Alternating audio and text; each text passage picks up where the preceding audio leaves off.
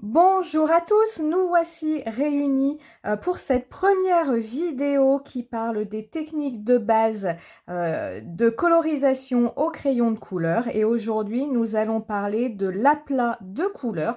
L'aplat de couleur, je vous rappelle, c'est réaliser une colorisation homogène d'une zone définie.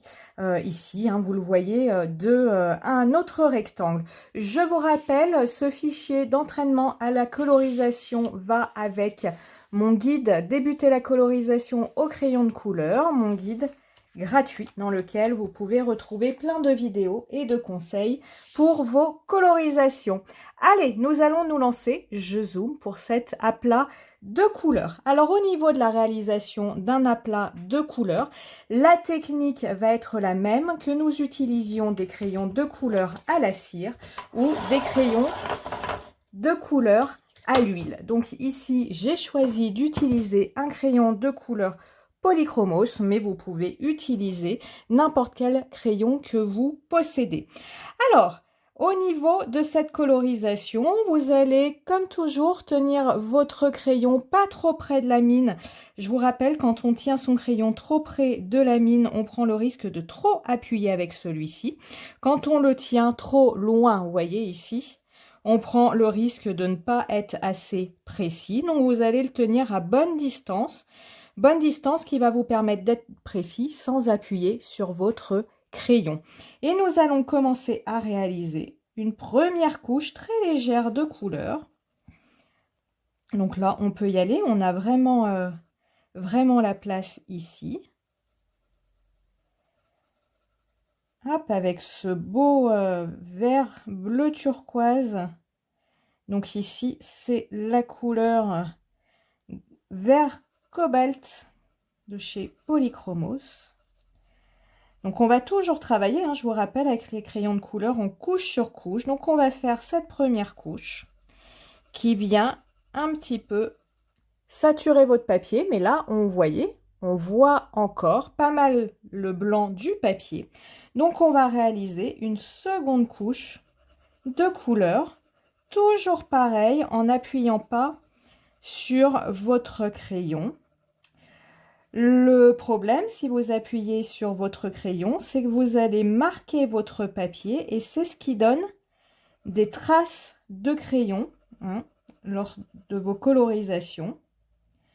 Certains se plaignent au crayon de couleur d'avoir des marques de crayon. Ça, c'est lorsqu'on ne veut pas ou qu'on ne sait pas tout simplement travailler en couche sur couche et qu'on va vraiment travailler en appuyant sur son crayon. Ça va marquer votre papier.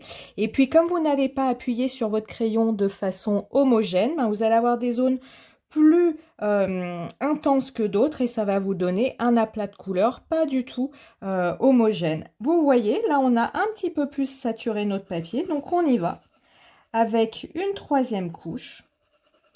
Donc je vous le rappelle, plus votre papier est texturé, plus il nous faudra des couches pour saturer votre papier. À l'inverse, plus il est lisse, moins il vous faudra de couches pour saturer votre papier. Mais le problème d'un papier lisse, c'est justement, vous ne pourrez pas apporter beaucoup de couches de couleur, ce qui vous empêchera, on le verra dans les exercices suivants, ce qui vous empêchera de réaliser de jolis dégradés.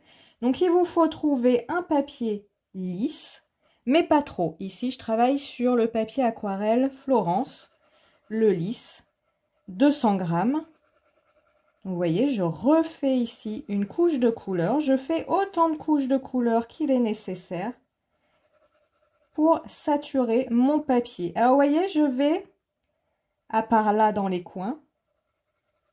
Je vais dans le même sens de colorisation lorsque je fais une couche. Vous voyez, je ne fais pas un coup ici, et puis un coup là, et puis un coup comme ça, et puis un coup comme ça, parce que là, on prend le risque de faire des traces. D'ailleurs, là, avec mon petite colorisation à la verticale, je ne sais pas si vous le voyez, mais on voit des traces. Donc voilà. Alors, il est évident qu'ici, le sens de colorisation va de soi, puisqu'on a une longue zone horizontale. Voilà. Et puis, il me reste encore un petit peu de blanc. Donc, je vais passer je pense, une dernière couche. Voilà, donc vous voyez, dès que je vais être un peu plus précise, je rapproche mes doigts du bout de mon crayon. Et quand je vais être un peu plus légère, j'éloigne les doigts, là c'est la bonne distance, du bout de mon crayon. Hop.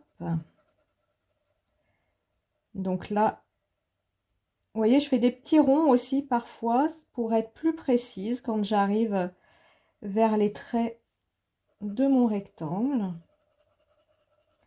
Et ça me paraît pas mal du tout. Voilà.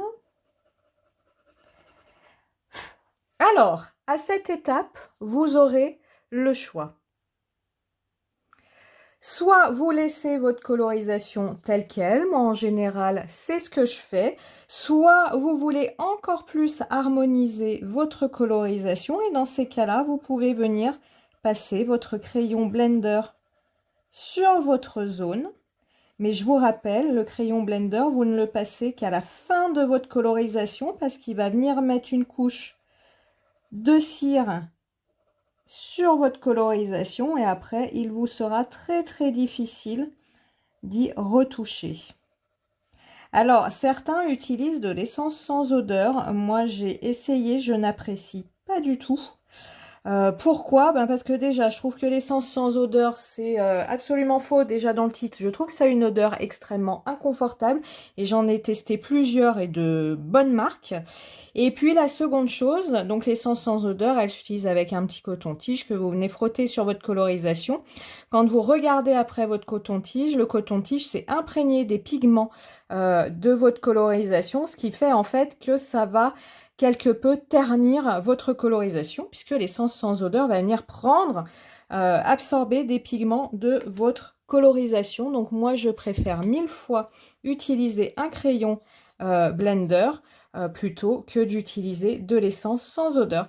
Et voilà notre aplat de couleurs qui est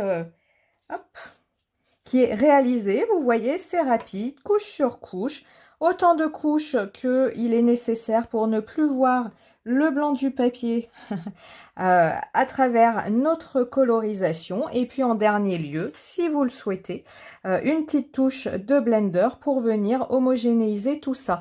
Juste pour la démonstration, vous voyez le bout de mon Blender et il y a un petit peu de pigment dessus. Donc rappelez-vous à chaque fois, avant ou après utilisation de votre Blender, de venir un petit peu le nettoyer sur un papier brouillon pour qu'il soit tout propre lors de sa future utilisation. Allez, on se retrouve juste après pour la réalisation d'un dégradé à une seule couleur.